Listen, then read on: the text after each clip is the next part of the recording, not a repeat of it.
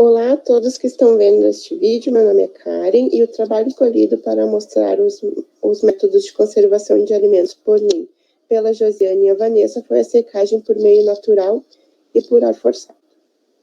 Bem, começando pelo princípio, o objetivo de se aplicar tal método para a secagem de alimentos, ou princípio de conservação, se dá principalmente que a secagem é uma operação unitária, na qual retira as gotículas de água dos alimentos. Isto serve principalmente para desidratar a matéria-prima. Só que muitas vezes o produto escolhido deve ser selecionado quando há possibilidade de retirar o líquido. Sendo assim, a matéria orgânica seca é a diminuição de micro-organismos na qual, se for dada ao consumidor de maneira intacta, ele pode estar em processo avançado de deterioração, assim não sendo apto para alimentação. Ocorre que há uma transferência de calor e massa com o ar quente. Isso faz com que a retirada de umidade ocorra com a maior pressão de vapor d'água do que o ar quente. Aqui está um slide que exemplifica bem o motivo na qual se deve aplicar a secagem, como concentrar nutrientes, aumento de vida útil e meio no qual pode-se economizar custos, como armazenamento e seu transporte até o objetivo final. É necessário saber como a atividade da água, sendo um cofator principal da deterioração de alimentos, pois quando há uma menor atividade de água, é mais conservado o produto, sendo que quando maior a umidade final, mais macio se é. Assim, o objetivo é evidenciar que quando o alimento está abaixo de 0,3, ele não ocorre deterioração. Bom, eu vou falar um pouquinho sobre a secagem natural. A secagem natural ela tem a obtenção de produtos com baixo valor de umidade, ela prolonga a vida útil e tem baixo custo. O cofator da secagem natural é o sol, então ela é mais específica em regiões com a temperatura de 35 a 45 graus Celsius, com boa radiação solar, baixo índice radioativo e baixa umidade relativa do ar. Bem, o secador natural, eles são os alimentos secos ao sol. Eles possuem uma rede protetora para infestação de insetos, não utiliza equipamento e tem uma maior perda nutricional porque não tem um controle. Já o secador para secagem natural, ele também utilizando o sol.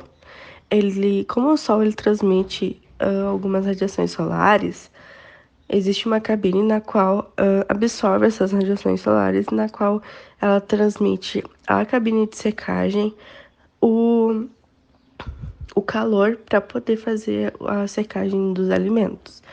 Esses alimentos são em pouca quantidade. Agora eu vou falar um pouquinho sobre a secagem artificial.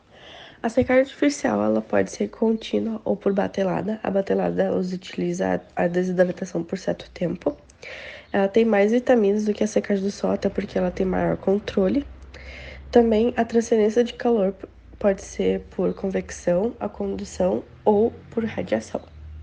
Um dos exemplos é o secador artificial de bandeja, no qual vai pouca quantidade de matéria-prima.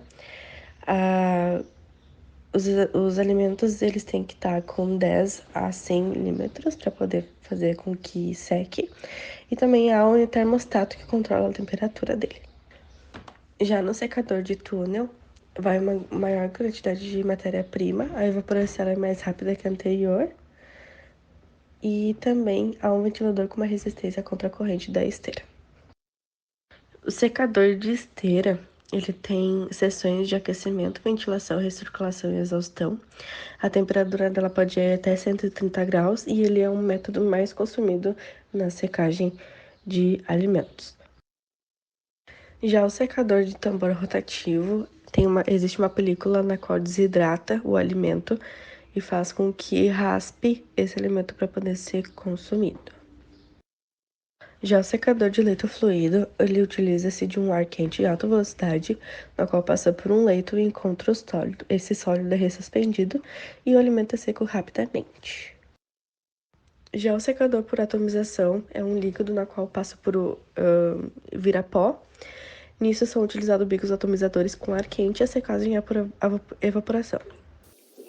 A escolha do secador depende de vários fatores, como matéria-prima e suas características, como teor de umidade e pré-processamento, os parâmetros de secagem, as características e o local de instalação do secador, se ele é de modo contínuo ou em batelada, e também as realizações de testes para cada processo.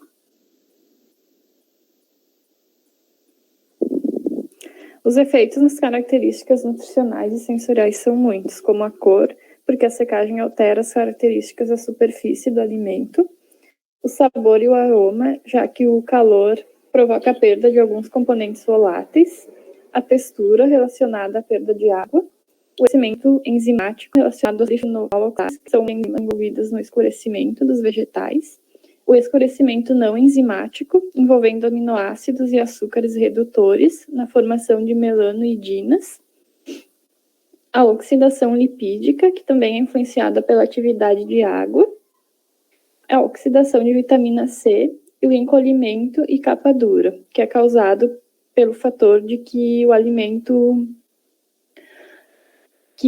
seca por último na parte de dentro e que forma uma estrutura parecida com colmeias, daí vem o nome de capa dura.